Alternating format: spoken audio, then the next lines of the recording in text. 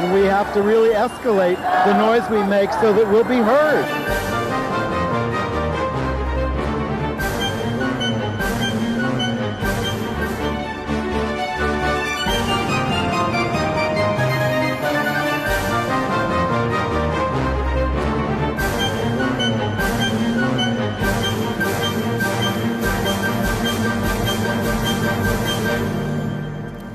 Welcome to Gay USA. I'm Andy Hum. I'm Ann Northrup. I'm feeling a little better, and I'm really grateful for all the viewer suggestions for how I can stay healthier. Everything from get a flu shot, to suck zinc, to take hot baths, to change your diet, to move away from New York and its dirty air and the rising temperatures of the ocean. And we're really glad that I'm really glad you were a trooper last week and that you are back this week. And still being a trooper, but let's do the news. And we're proud to announce that we are finally living in a relatively progressive state.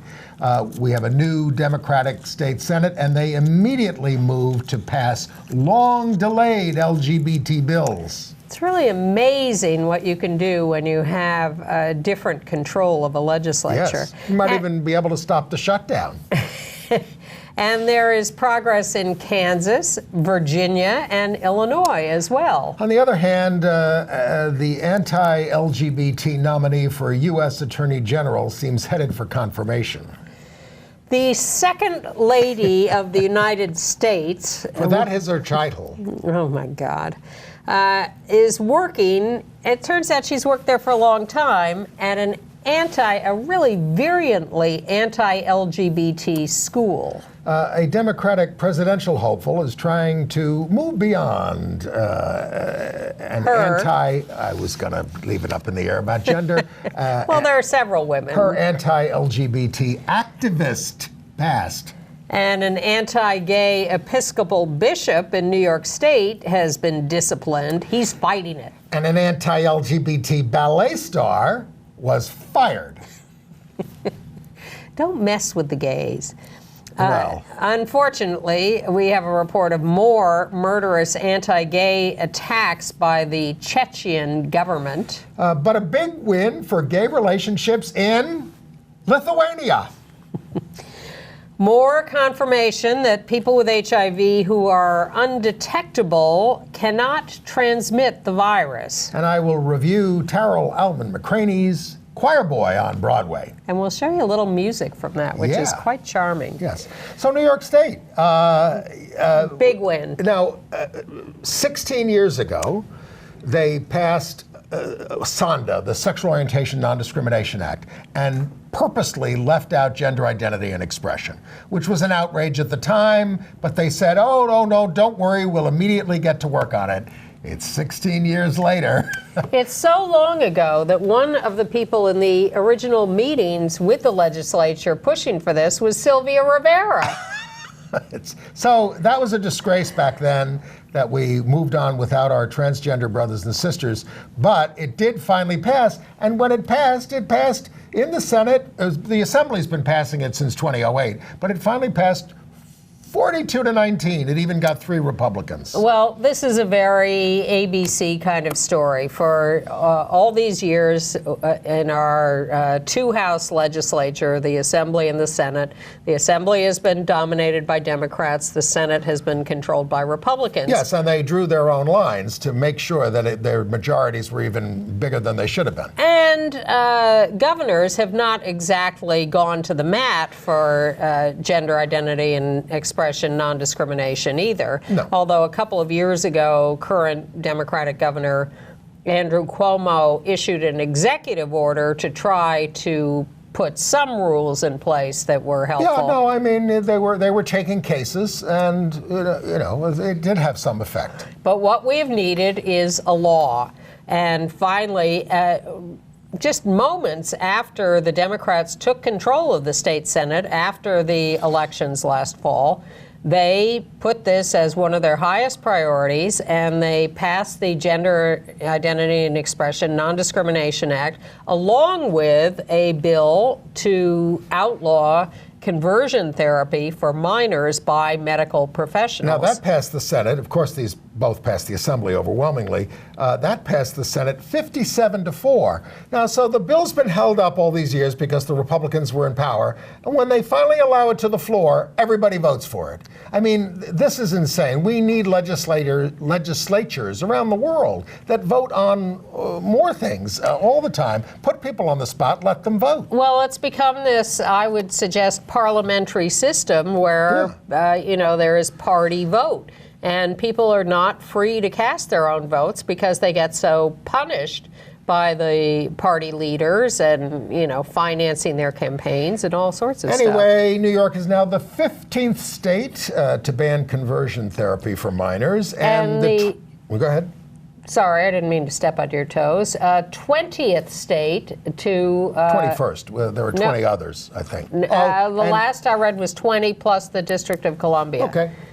Either Whatever. or. But to have both a sexual orientation and gender identity non-discrimination law. And not just that in New York, but the new head of the legal group, Legal, for LGBT lawyers, the bar group, which was founded by Art Leonard in 1978, a frequent guest on this show, is a trans attorney, Kristen Prata Brown. And the picture... New board chair. The picture we put up a minute ago, there it is again, are several of the leaders in this fight. Yes, we have Tanya Espanza Johnson Walker of the New York Transgender Advocacy Group. Housing Works' Charles King, very involved with this. Javon Martin, president of the Black Trans Advocacy New York City, and Kiara James, also of NITAG.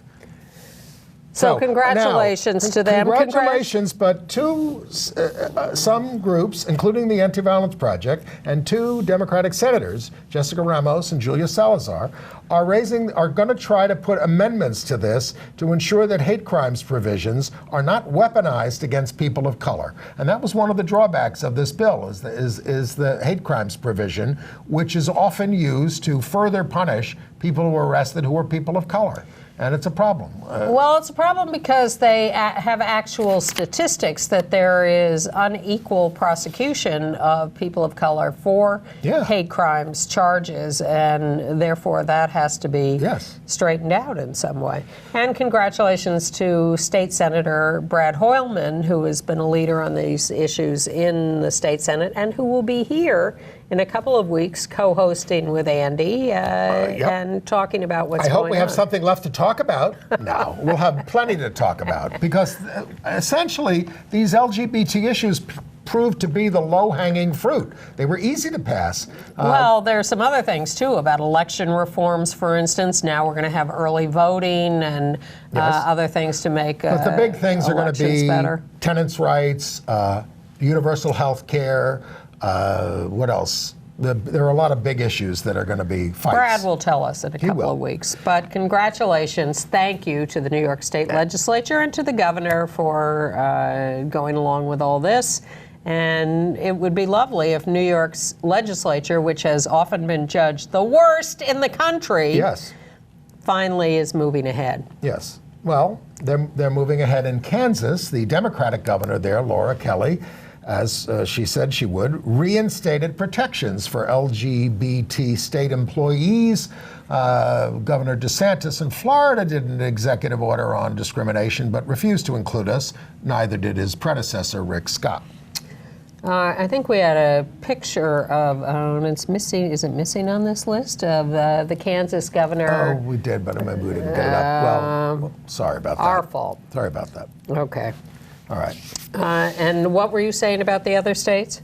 Well, South Dakota, the state Supreme Court heard arguments this week. This is a big case on whether a Rapid City police officer is allowed to collect survivor benefits for her late wife, but they got married after same-sex marriage became legal, but after her spouse retired from the force. So she was told she wasn't entitled to the pension.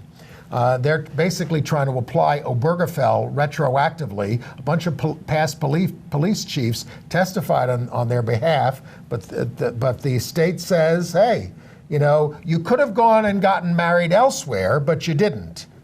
Wait a minute. Yeah. And then They said, we didn't get married because we swore to uphold the South Dakota Constitution.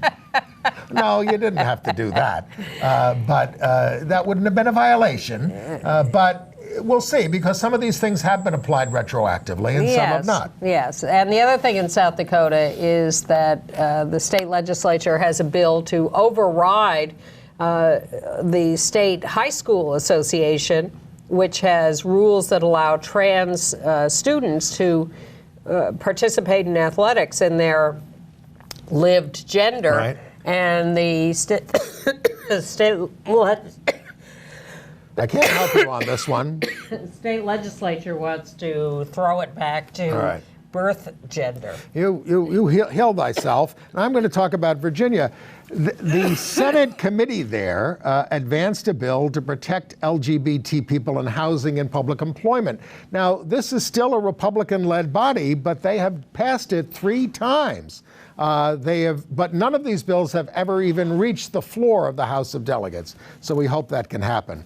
By the way, going back to New York State for a second, the courts there finally barred court employees from discriminating on the basis of gender identity and expression this past week, right before they passed a statewide bill that said nobody can discriminate. So that's where we are in New York. Doesn't hurt to say that. Should we talk about what's going on with Trump? Yes, and national politics. Well, you saw the hearings on William Barr, who's slated to be the U.S. Attorney General. He gave evasive answers, even though he's getting some praise from some centrists. He may get some Democratic votes. I didn't hear any questions about his anti-LGBT record. Did anybody ask that? I dipped in and out, so I haven't heard a lot. But he wrote a note 4 weeks ago saying that he supported religious exemptions quite broadly to overcome non-discrimination laws. I think he'll fit right in with the Trump administration. He's going to carry on the tradition of Jeff Sessions. He's going to be a disaster, and I think he's going to be a disaster for the Mueller report and everything, and yet everybody's going, la, la, la, la, la, la, la, la, la. He's been the Attorney General before. He's a really bad guy. And in terms of the shutdown, a couple of notes. I'm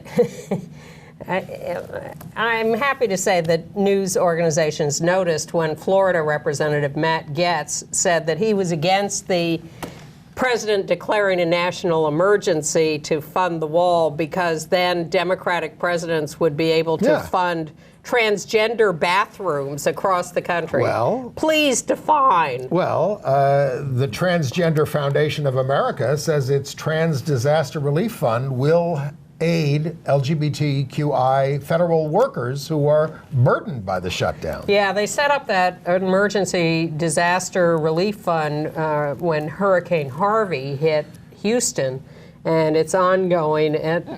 Will help people. But give the Republicans a little credit. They clamped down on Steve King finally. Oh no, they didn't. Of course, no, this is a joke. Well, they did take away some of his committee assignments, but I mean the hypocrisy is unbelievable. First of all, Trump was asked about it and says, "Oh, I haven't been following that." Yeah, I don't know what you're talking about. But of course, the big question is, why don't they condemn him for his racism? And they don't. Well, also, the resolution they passed did not condemn Steve King. It condemned white supremacy. Right. And Steve King voted for it. Yes, he did. Even though he doesn't know why that's become a bad term. Yes. Mike Pompeo made a visit to Egypt this week. Scott Long, who used to work at Human Rights Watch, called for a cutoff of funds, American funds, to the military dictatorship. There are 60,000 political prisoners in Egypt, including LGBT people. And security officers recently raided the home of a gay man, beat the hell out of him, and then posted it on Facebook.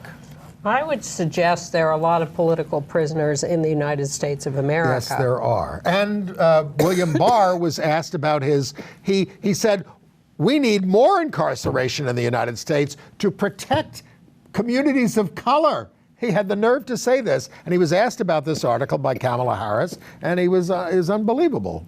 Let's talk about Karen Pence. Well, she has sent her kids to the Emmanuel Christian School in Virginia. She worked there for 12 years herself. This is a school. Art teacher. This is This is a school that denies admission to students who condone or participate in homosexual activity. No gay or trans teachers allowed who violate, wait for it, the unique roles of male and female. So, Now, let's pause for a minute. Who condone, not just participate, condone. Well, I mean, when they were trying to pass Proposition 6 in California in the Harvey Milk era, which was defeated, and Ronald Reagan even opposed it, that was going to fire anybody who was a gay teacher or anyone who supported gay teachers. Yeah.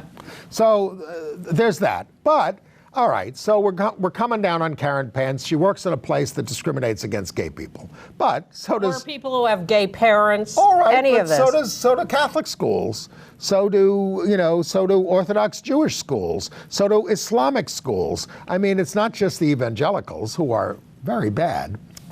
Well, I remember when the Second Lady of the United States, Jill Biden, taught at a community college. But Karen Pence is teaching at the Emmanuel Christian School. We're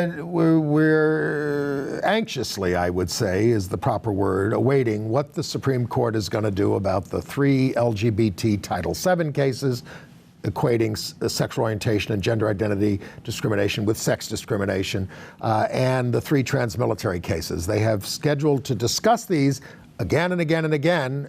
Now it's up to January 18th when they're going to finally do it. And if they don't do it on January 18th, it's too late for this term to be discussed.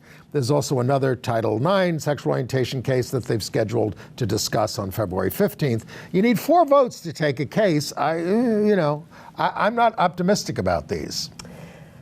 Well, I don't know that I'm not optimistic, but maybe in the long run, but I'm willing to take a wait-and-see attitude. But I am watching in the Congress the anti-lynching bill. Yes.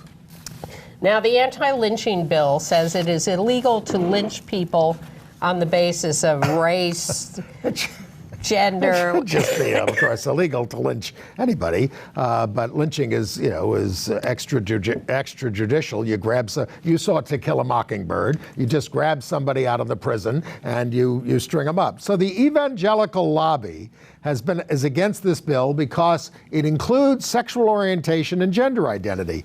Matt Staver says that this would get the gay camel nose in the tent and there would be no stopping us if we allow this to happen. Now, he acts as if they've never passed a bill that includes us, but of course we are included in the hate crimes bill. This bill, this anti-lynching bill, with us in it, was passed by a voice vote in the United States Senate in December. Now, I assume since that session ended, they have to pass it in the Senate again, and then and of course I don't think it'll be any problem in the House whatsoever. All right, what else do we have? Okay, let's talk about Tulsi Gabbard. Okay, on to presidential candidates. All right, Tulsi Gabbard is a U.S. representative from Hawaii. She's 37 years old. She's declared for the Democratic nomination for president. Why? Because she cares about war and peace. She's met with Assad. She supports Assad. Yes, she does. I mean, it's crazy. But the thing is, look, lots of people have evolved on LGBT issues, including Obama and Clinton, and we could go down the list. But she had a record of really strong anti-LGBT activism. She said Democrats should represent the views of the people, not homosexual extremists. Now, I will. In 2004. And she was about 20 at the time. All right. Well, she was working with her. She was siding with her father, with her mother, who were also anti-gay activists. And religious cult members. All right. Then she opposed a resolution in Hawaii against anti-gay bullying. She gave a fierce speech against it, saying teaching kids that homosexuality was normal and natural is wrong. And now she says she regrets all that. Well, now she's in favor of same-sex marriage, and she signed on an amicus brief in favor of Edie Windsor's case. Yeah, well, as late as 2015, she was attacking Obama for not saying Islamic terrorists, and she voted to prevent Syrian refugees from entering the United States. That's bad. When we created all the dislocation in Syria, and she's a good buddy, and we have pictures. We're not going to show them to you of her because it's of her with Assad and her with Sisi, the head of Egypt, who is doing all this anti-gay activism. I think that's the real problem now. But congratulations to our pal Kirsten Gillibrand, who has now entered the presidential race, and she's pro-gay. Very. Although, smart and brave and courageous and bold. Long live her name. So look, it's gonna. What I say about all these people is, look, there are a lot of quality people running. Give them a chance. Hear them out. Let's see how they fare on the campaign trail, in the debates, all those things, and then it'll. We are a year away from any kind of voting. We have probably 24 Democrats who are going to declare. And yes, let's let them sort themselves out. But not Tulsi Gabbard. Oh, let her try. She can try. Yeah. All right. We're up to Illinois, where the new House Speaker, Mike Madigan, has named out gay Greg Harris. There he is. As the new majority leader. He is the first out gay majority leader. Illinois. They credited his leadership with passing same-sex marriage in the legislature in Illinois. Yes, and we were amazed. We haven't discussed this, have we? No. Ohio? No, we have not. Well, of course, we told you that John Kasich, when he was leaving office, finally did something for us after mostly gassing about all kinds of issues for years. He finally signed an executive order for the last week protecting state employees from discrimination. Expiring at the end of his term. But Mike DeWine, who was very conservative, signed an executive order prohibiting anti-LGBT discrimination in state employment. Amazing.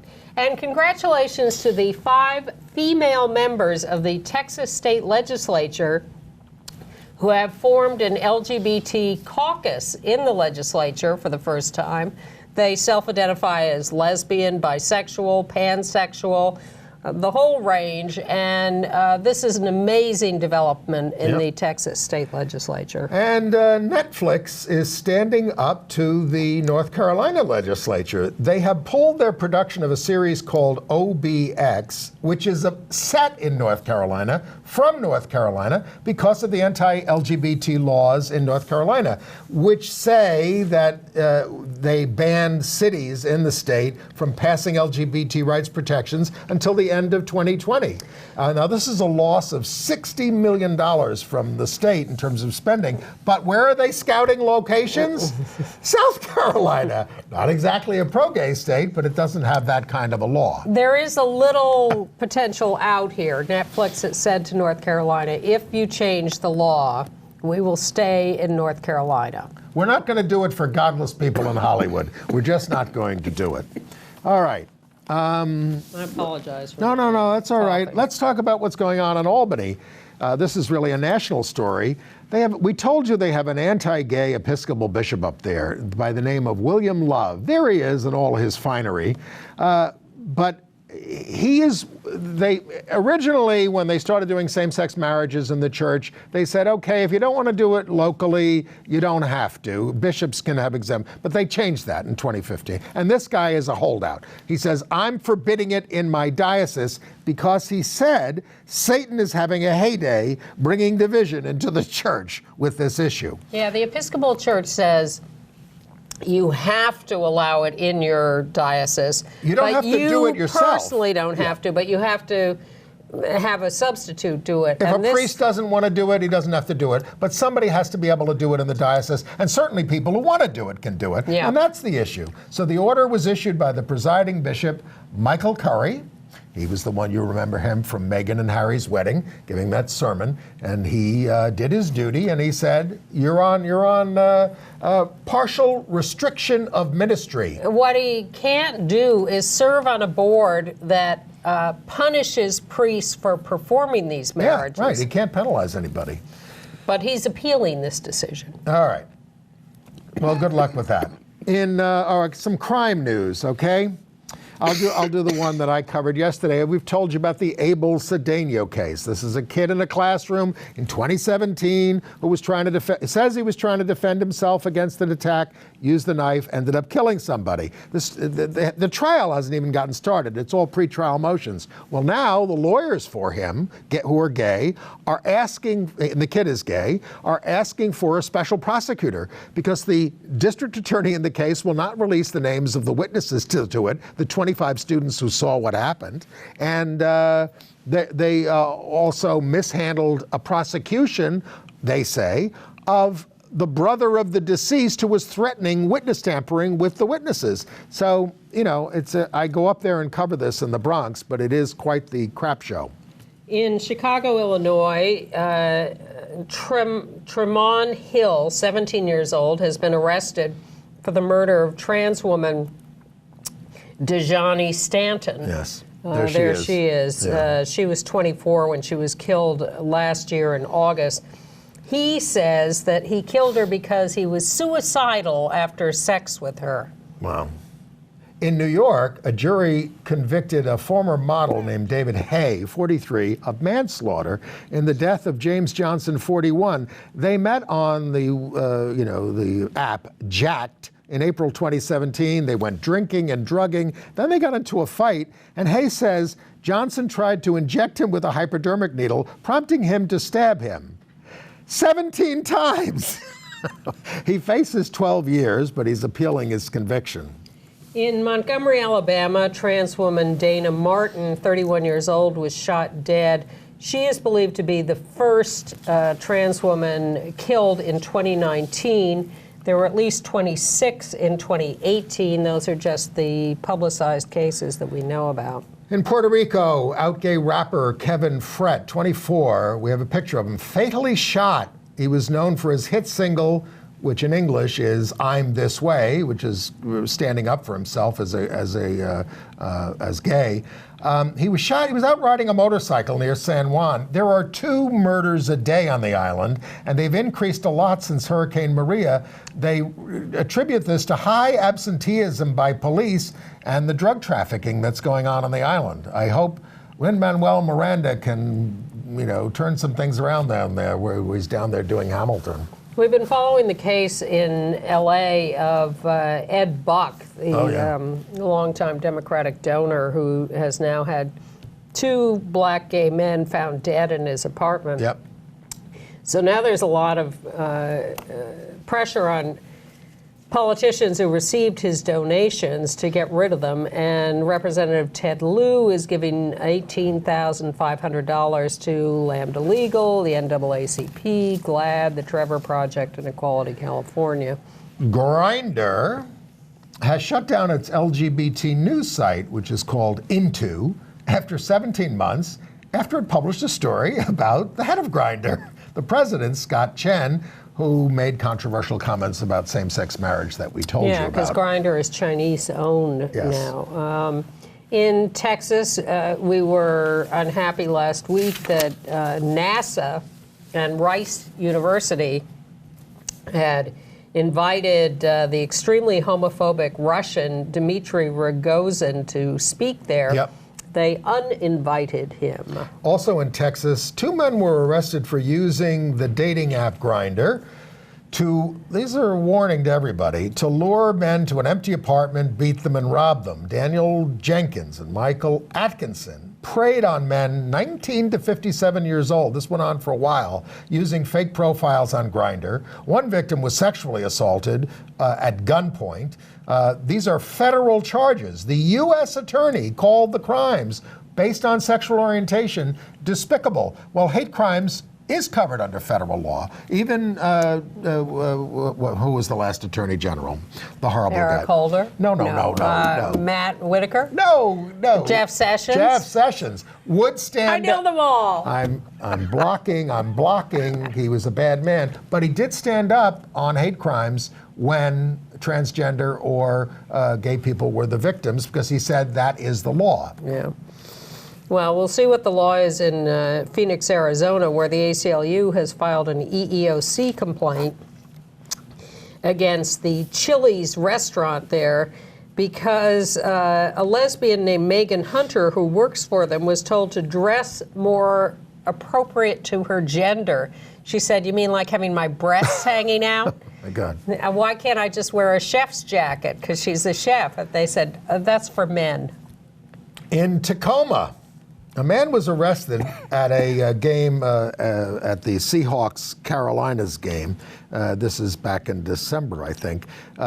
His name was J.D. Harp, 34. He got drunk, and he started calling these women who were together, a woman and her wife, we're not naming them, he started calling them dykes. He grabbed one of the women's breasts. Some of the fans tried to intervene, and then he threw a punch right in her face, giving her lacerations and a broken tooth. So he was seized upon by police, and he punched the police. Well, he was drunk. He was He very drunk. Drunk. He was I'm drunk. not excusing him. No. I'm just saying this is what happens Yes. when drunks go out in public Well, or at home. yes, it's true. Yeah. All right. In Lake Shastita, California, in Northern California, a local church pastor from the Trinity Bible Presbyterian Church put up a sign outside. What does that sign say? Oh, if only I could read it. Hold on. You go over and read it. I You have will. your microphone on. You I go do. over and read the sign. I'm looking at it. Yeah. And it says, Bruce Jenner is still a man. Homosexuality is still sin. The culture may change. The Bible does not. yes. Well, surprise, surprise, his entire congregation revolted. Yeah? They hated this. They all threatened to walk out, And? he ended up resigning. He resigned over this. He resigned well, over he this. was standing up for God's law. Well, not, Well, we'll see what God thinks. similarly, there's a big protest in the Methodist Church. 93 presidents of Methodist colleges urged full inclusion in the church for all sexual orientations and gender identities. The leaders in the church are considering an end to the ban on, here's their phrase for us, self-avowed practicing homosexuals. I haven't heard that in a long time, from ministry. And they also forbid pastors from marrying same-sex couples. But all these things are up for debate in the Methodist Church, and I hope they make progress. And university presidents are under a lot of pressure. They work with young people who want none of this. Exactly. In Idaho, the state will appeal a court order that says they have to provide surgery to a trans inmate. Or any medically necessary care to trans inmates, and that's really so. But it's disgraceful that they're appealing it. She has made 2 self-castration attempts, but this has only happened once before that a state has actually gone through with providing surgery. California a couple of years ago. We report as much as we can about how various school districts have made progress on LGBT inclusion. This is an issue Ann and I have worked on forever, and it's always been slow, and there's always a lot of resistance because you're dealing with kids. I think the kids make more progress than the adults do, for sure. But GLSEN now says that progress towards this around the country has slowed. Well, So time to get in gear, everybody. one source of information is Eric Marcus's great Making Gay History podcast. Yeah. And he has a new one out this month that, mostly it's interviews he did 20, 30 years ago. For his book. Yes, and but he taped them all, so now he's turned them into a podcast. But he has dug up a tape that he didn't do. That's an interview done by our old friend, journalist Peg Byron. An early out lesbian journalist. With Bayard Rustin. And it was... Bayard Rustin, who of course organized the 1963 March on Washington, big peace activist, died in 1987. But So people for years have been looking for material where he talks about being gay and how he was treated by his contemporaries around the March on Washington. he was condemned right before the March on Washington on the floor of the Senate by Strom Thurmond as a poivot, using that word. Strom Thurmond, So this is an interview that was done who raped his maid when he was a kid. by Peg for the Washington Blade in 1986. And Bayard's partner, Walter Nagel, taped all the interviews that people did with him, and Walter has now turned over this tape to Eric. So if you go to makinggayhistory.com, you can hear this interview with Bayard. Well, it's funny about Bayard because he was known as gay most of his life because he got arrested once in L.A. in a car, and he was condemned by Strom Thurmond, and it was a little dicey within the movement, but he was a mentor to Dr. Martin Luther King on nonviolence because he was a nonviolent activist. But he didn't really do public gay activism. Right. And Walter, in 1986, reached out to me, actually, and said he'd like to talk about what he'd like to do. And I said, I'm not going into that meeting alone because I'm a white guy. I took Phil Reed, African-American activist who became a city council member. And Bayard's idea was that we have to fight for the right to privacy. I said, well, yeah, we do. And we hadn't gotten rid of the sodomy laws at that point, and that was true. But he played an absolutely critical role in New York City. We passed the gay rights bill, right? And it was just a gay rights bill. We didn't have gender identity in those days, even as a category. We passed it, and they immediately passed an amendment to it exempting 4 family houses. 2 family houses are exempted from human rights laws. They wanted to stick it to us, make it an unequal rights bill. And it was outrageous. We'd pass this thing, and he went to the hearing before the mayor who decides whether to sign it. And Koch was in on the deal for the 4 family houses. And because of Bayard Rustin, who was, he vetoed the bill. Fabulous. And then the council could have overridden him, but didn't. And so that was a great contribution that he made, really, at the very end of his life. Thank you for that story. Okay. All right. Well, not such great history. The movie Vice, which I just saw, and you've Me too. seen it. Charles Francis, who has become a great activist in D.C., was with the Log Cabin Republicans, but has become great about preserving the history of Frank Kameny and the Mattachine Society. Yeah. So he's got a complaint about the movie Vice and says that Barry Cheney's role has been whitewashed in The this movie. lesbian daughter of Dick Cheney. Although it's a prominent theme in the movie about how it's going to affect Dick's political career and what he's going to do. He tells Bush, I'm not going to come out against same-sex marriage during the campaign. But you can do it. Then he gives the nod, it's almost like The Godfather, to Liz Cheney running a political campaign against same-sex marriage. And what Charles Francis points out is that Mary Cheney was complicit in her father's run for vice president with Bush in an She folded like a cheap suit. She sure did. And it took a long time for her to get stronger and more out.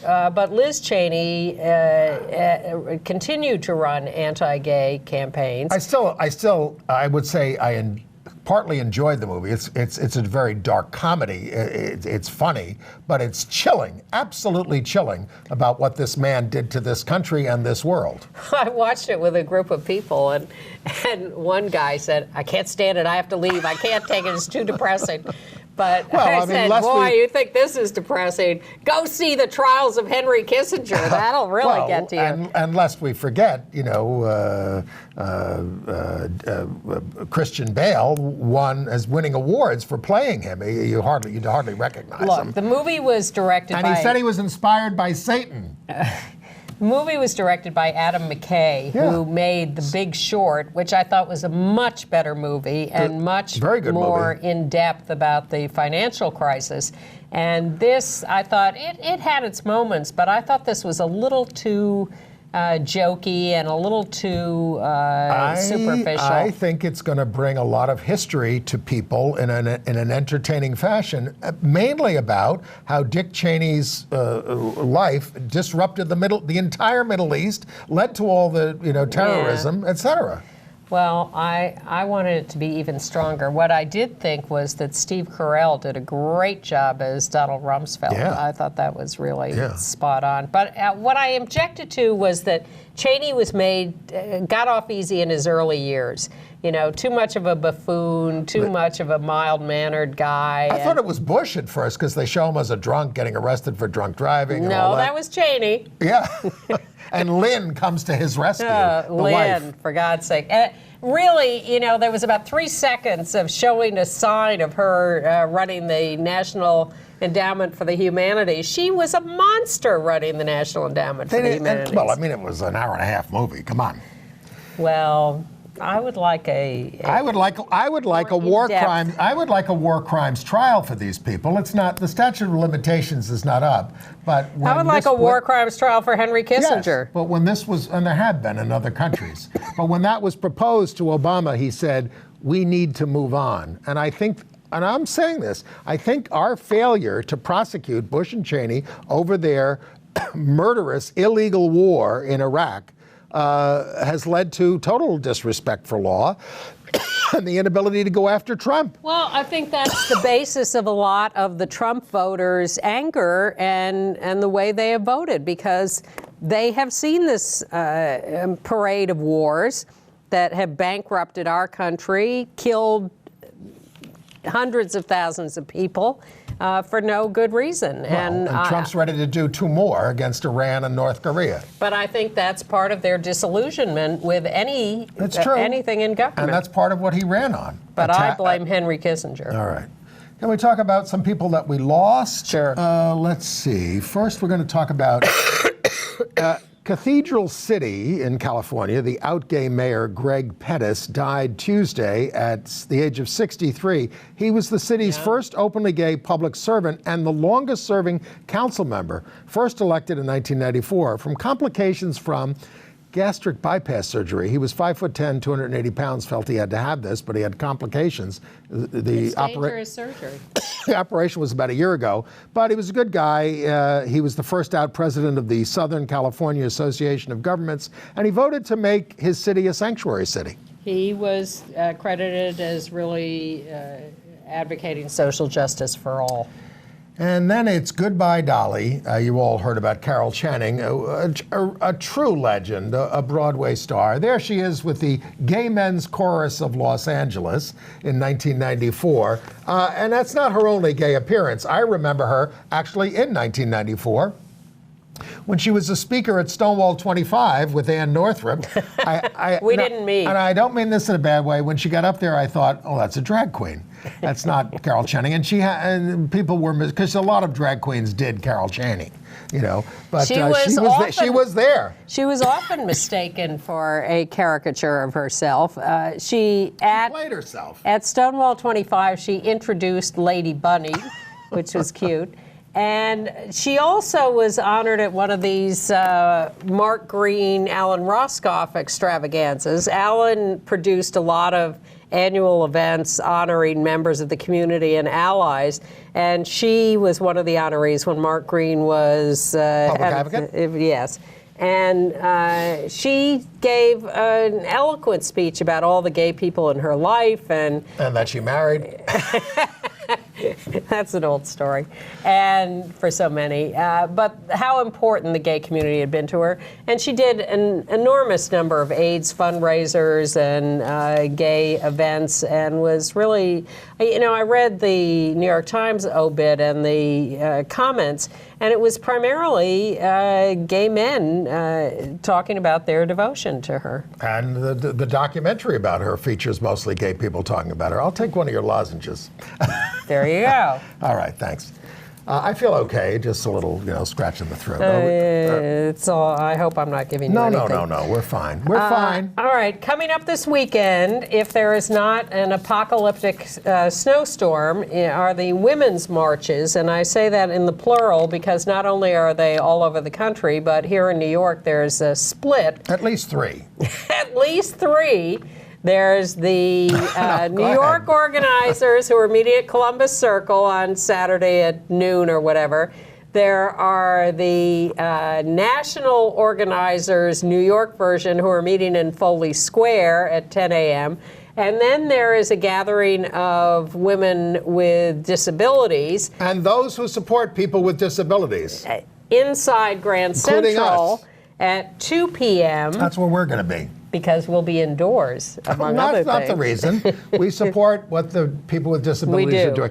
I basically say, and you can find out around the country at womensmarch.com where the thing is in your area. I just say, go outside that day with a sign and you will be a part of it. You will run into a march somewhere. We also have a few more details on Pride in June here in New York City. Heritage of Pride, the main organizer. They're the organizers of a parade that they're now calling a march. Yes, which really has always been a parade. But they're going to do the same route approximately that they did last year, which is a sort of crosstown horseshoe route to nowhere, starting on 7th Avenue now at about, 20th or something? They moved it up a little, and then they'll come down by the Stonewall and up 5th and end around 29th Street or something, to no good end. And they're going to have their rally in Times Square at like 7 p.m. because the thing takes 9 or 10 hours downtown. But in the meantime, we're going to be marching. They've announced Melissa Etheridge is their first big name for that. I'm sure they'll have more big names We're going to coming. be marching from the Village at around 11 o'clock, gathering around 10 o'clock, and we're going to march straight uptown, not straight uptown, up 6th Avenue, the traditional route, the route from 1970 at the first march. Into Central Park. Into Central Park. Well, we don't quite know what we're going to do yet, but we'll figure it out. It'll be a big rally on the Great Lawn. Details to come, but it will be a no corporate floats. Right. Just people.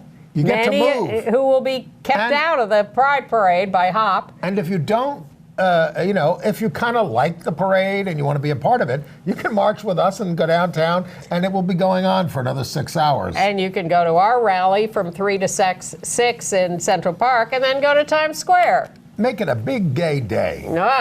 Right. Okay. Rest up. International news? Yes. All right. The Paris Opera Ballet has canceled a dancer from performing, Sergei Polunin. Sergei, sorry. 29 years old. He's from the Ukraine, but he studied in London. He was in the Royal Ballet there. He's a big Trump and Putin supporter. But they're firing him for homophobic and sexist statements. He tells male dancers to man up. Stop being, Women? Weak. And he thanked Vladimir Putin and everyone who was standing up for good. The shocked director of the ballet. Some people are questioning his mental health. Yes, there have been questions about that. But it also raises the questions of where do you draw the line between people's artistry? I don't go to Mel Gibson movies. Okay. And I draw the line too, and I just can't listen to some of it. But you know, I don't like hearing about the politics of some of the people whose work I like. Well, maybe that's the answer. Shut up. We're hearing about it, though. Yeah. In Chile, we told you the marriage question was moving forward because the Senate committee was holding a hearing, but the government representative walked out of that hearing, and the discussion was postponed to March. In the meantime, a new lawsuit is being brought for same-sex marriage in Chile. Well, since we just talked about Sergei Polunin's praise for Putin, let's look at what's happening in Chechnya. The violent persecution continues against LGBT people. Police tortured and killed 2, according to reports, detained 40, according to the Russian LGBT network there in St. Petersburg. They say men and women were abducted. Families were threatened if they spoke out with violence. But the Chechen leader, Ramzan Kadyrov, denies the purge, but says gay people should be removed to cleanse our blood.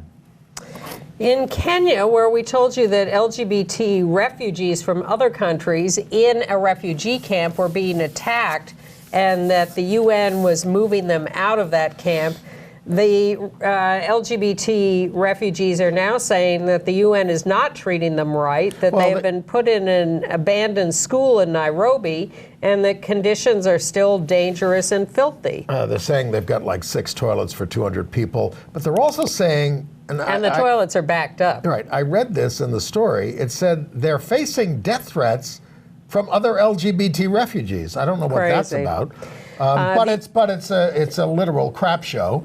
And they're planning a hunger strike to protest it. The UN says they'll move them again to better conditions, but that may take like a year or two. Well, and meanwhile, they're not allowed to leave their facility. On our Facebook page on Gay USA, we have a Gay USA Facebook page. We post the show every week there. But the vast majority of the people we hear from are people suffering in these countries where they're asking for asylum help. They're asking for, boyfriends or girlfriends people to take them in from around the world because they're desperate. Well, a couple more stories. In Ghana, gays, as in Texas, are being lured on hookup apps, robbed, photographed, and blackmailed.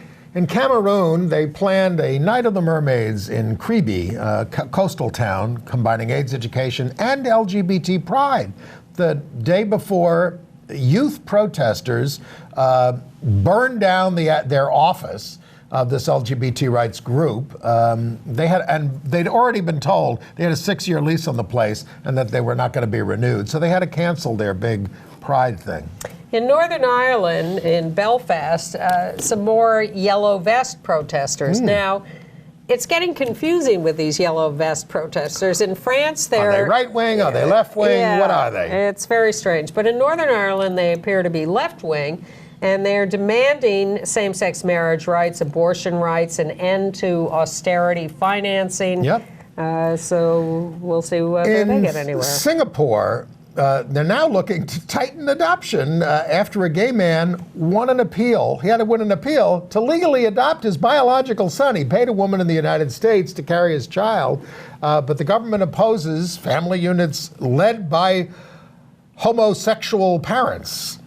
In China, activists hired 3 trucks with slogans on the side against conversion therapy for gay people and drove them from Shanghai to Nanjing. Good. Yeah. In India, we told you the big decision that last year was that they got rid of the sodomy laws that were declared unconstitutional, but the chief of the army says that gay sex will not be tolerated.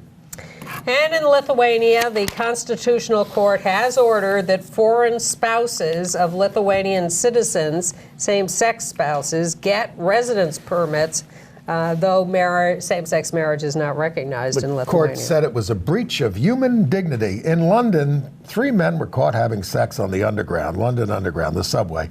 2 boyfriends met a 3rd guy on the train. They pled guilty. They were filmed doing this, and they managed to do this between 3 stops on the train. Charged with public indecency, they face fines, curfews, and suspended jail sentences. In Israel, the Israeli Medical Association has barred its member doctors from practicing gay conversion therapy to youth or referring them to. So speaking of free speech, students at Oxford, they want this professor, John Finnis, barred from teaching because he called homosexual conduct evil, and he compared us to the copulation of humans with animals. He also argued for conversion therapy, and he compared sexual orientation to child abuse. So, some people say academic freedom, but he says, I don't talk about that to the students. I just wrote that in a paper. All right, AIDS news. Yeah. All right, it's not news, but Anthony Fauci's outfit looked at 12 studies about HIV people who were undetectable. They looked at 77,000 examples of condomless sex, and no untransmitted HIV. Now, to do this, When they were on drugs that you suppress the need to virus. adhere to the drug regimen. It can take 6 months of medication to reach the undetectable level. The viral load should be tested every 3 to 4 months for the first 2 years, and then every 6 months.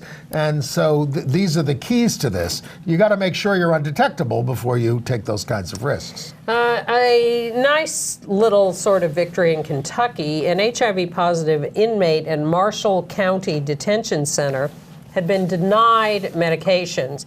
Activists freaked about this. He was given a medical discharge. The State Department of Health and HIV/AIDS Division says this is a chronic problem in local county jails. So it doesn't necessarily help anyone else, but at least he got out. And a victory over Mutual of Omaha, which will now cover Truvada for HIV prevention. They faced legal action and they Well, caved. they were denying insurance to people on prevention, on PrEP, on the grounds that they were more likely to contract HIV. Not if you're on PrEP. Right. Idiots.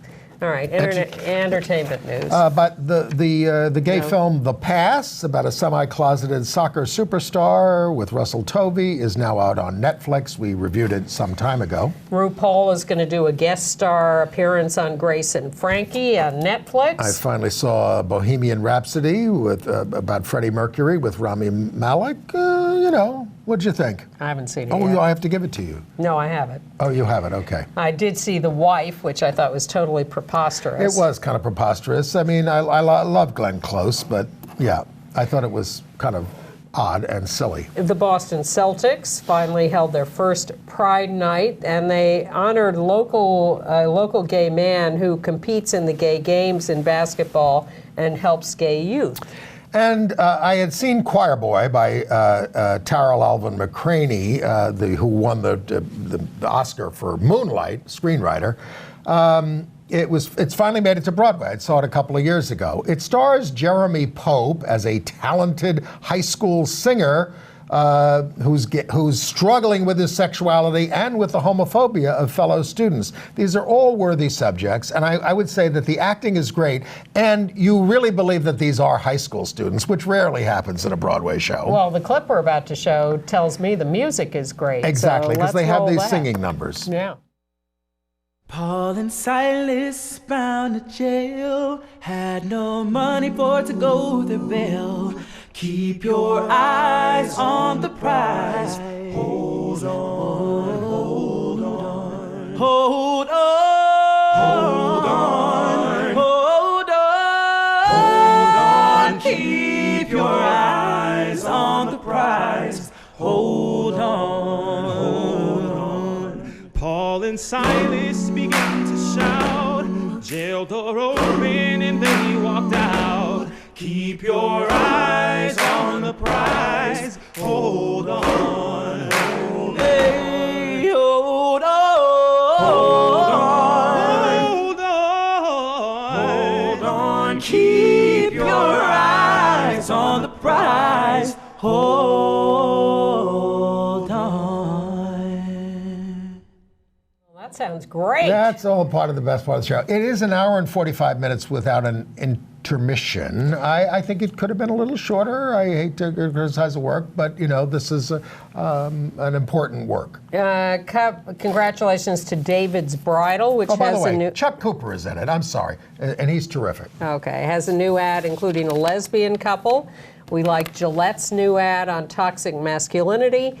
And Jamie Lee Curtis has bought the rights to the story of Sarah Cunningham of Oklahoma. She's the one who does free mom hugs. If you are holding your wedding and your parents won't come, she will come. Wow. And Jamie Lee Curtis is going to play her in a movie. Isn't that a nice thing? Very nice. Thank you for your patience with our illnesses. See you next week. We will.